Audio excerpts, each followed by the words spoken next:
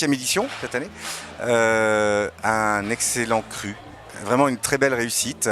Une première journée qui a été le record de toutes les éditions, avec beaucoup de monde. Plus de 1500, 1600 personnes, je crois, le premier jour. Et surtout, très quali. Donc du monde et quali, moi je suis un organisateur heureux. Mais on devrait avoisiner les 3000, 3200 visiteurs sur 2 jours. Et comme je le dis, c'est vrai que c'est pas un grand salon quantitatif, parce qu'il n'y a pas 10 000 porteurs de projets mobiles en France, surtout dans les grands comptes. Mais on va dire que la majorité des porteurs de projets sont venus sur Mobility cette année, de très grands groupes avec de très beaux projets. En effet, on peut aujourd'hui s'apercevoir que la mobilité n'est plus un enjeu, mais une obligation.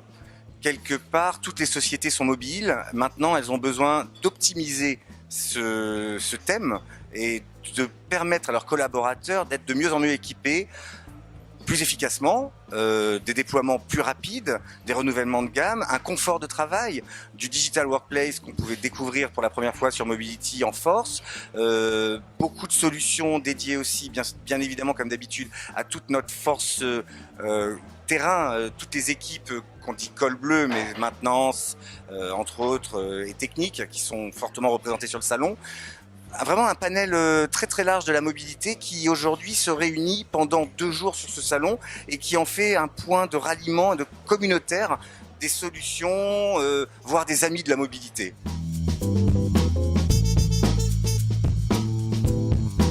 Alors on va reconduire le salon tel quel et une annonce assez importante puisque le salon va se tenir un peu en amont, 1, 2 et 3 octobre, donc une demi-journée supplémentaire. Et en parallèle d'un salon qui existe depuis une vingtaine d'années, qui est le Salon Solutions, qui intègre des solutions ERP, CRM, BI, entre autres, et qui va permettre à Mobility de prendre un peu plus d'ampleur. Alors, toujours beaucoup de conférences, on va accentuer sur les keynotes. Cette année, on a eu quand même la chance d'avoir Android. C'est assez rare de les avoir en France sur des sujets majeurs. Donc, ils sont venus ouvrir le salon, ainsi que la société Famoco, une belle pépite française. Donc, on va continuer sur cette lancée, beaucoup de conférences, beaucoup de workshops, beaucoup de keynotes qui permettent à tous les visiteurs de comprendre les enjeux de la mobilité par des retours d'expérience, par des acteurs de la mobilité majeurs qui racontent toutes les spécificités de leur métier et l'étendue, où la France se positionne aujourd'hui entre la Chine et les États-Unis. Enfin, c'est des questions que l'on pose aujourd'hui et qui vont s'accentuer l'année prochaine et on essaiera d'y répondre encore plus précisément.